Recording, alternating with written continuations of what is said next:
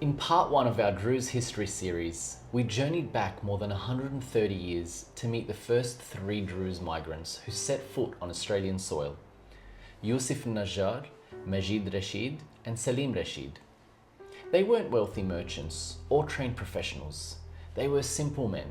They were farmers, hawkers, and labourers who left behind the familiar mountains of Lebanon and set sail across the world, carrying little more than courage, grit, and faith. In part two, our story continues. By the mid-late 1890s, a second wave of young Druze men from Beit Mery and surrounding villages followed in their footsteps. Names that would become the foundation stones of our community began to appear. Mahmoud Ali Rasheed, Hussein Mahmoud Rasheed, Khattar Hassan, As'ad Sulaiman Rasheed, Yaqtan Ali Yaqtan, As'ad Hamoud, As'ad Najjar, Hussein As'ad Hamdan Rasheed, Hussein Safiuddin Najjar, Hussein Jamaluddin Rasheed, Ibrahim Mahmoud Rasheed, Salim Nasruddin Najjar, and Youssef Rasheed. They weren't chasing riches. They came seeking dignity, opportunity, and an honest living. They walked dusty roads, pushing carts and calling out their wares in broken English, and sold goods door to door, all while keeping their faith quietly burning inside of them. At first, many imagined they'd come, work for a few years, and then return to Lebanon. But Australia's open land and fair rewards slowly changed their minds. They planted roots here, far from home, yet never let go of their values that carried them across the oceans. For many years, our Druze migrants were men living alone and sending money back home. But by the early 1900s, the call of family grew louder.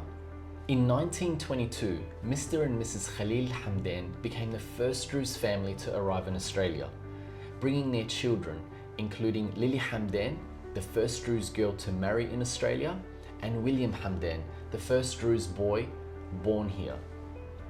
Soon after, more families followed: Adnan Bashir, Ibrahim Hamoud, Abdullah Najjar, and others, bringing their wives, their children, and the warmth of home.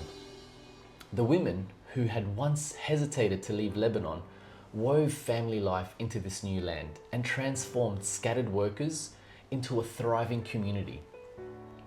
By 1928, the Druze in South Australia were ready to take a bold step.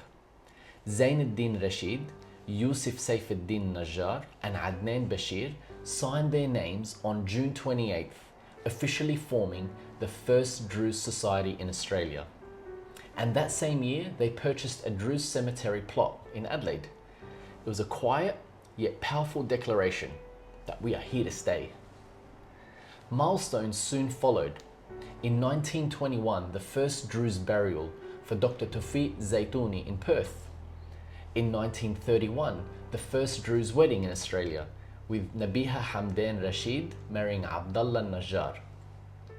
And with every birth, every wedding, and every burial, the Druze became more deeply tied to Australian soil. The Great Depression of the 1930s hit hard. Work was scarce, yet the Druze endured with quite resilience. And then came World War II, and many Druze youth, by then proud Australians, joined the war effort, joining the army and the air force, and began fighting to defend the land that had given them hope. After the war, migration increased again. Families grew and businesses flourished. By the late 1940s, hundreds of Druze were spread across South Australia, New South Wales, and Victoria. Spiritual guidance came from leaders like Sheikh Tawfiq Sajiyi Hamdan Rasheed, and later Sheikh Arif Hamdan Rasheed. The greatest dreams of those pioneers was to build a Druze Hall, a place of gathering, of faith and unity. And in 1963, that dream came true, with the opening of the world's first Druze Hall at 16 Janet Avenue in Glynde, South Australia. Soon, halls followed in Sydney and Melbourne, standing as living monuments to the sacrifice and unity and the vision of our people. Our pioneers didn't leave Lebanon because they wanted to. They left because they had to.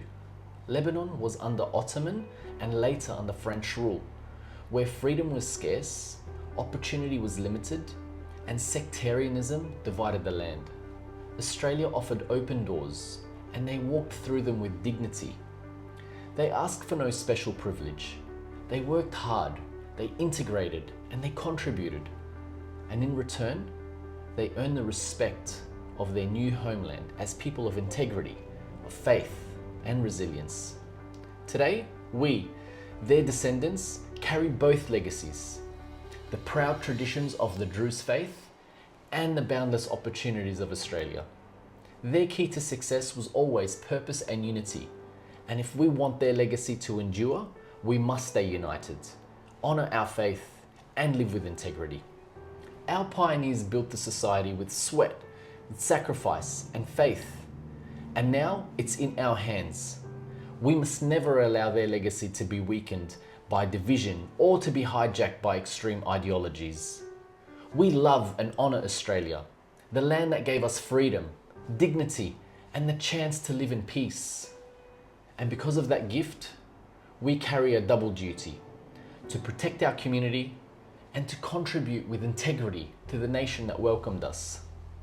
The time is now to stand firm, to stay united, and to be the guardians of the society we cherish, as proud Druze and as proud Australians. This has been part 2 of the Druze History series. In part 3, we'll explore how the next generations rose from the foundations our pioneers built.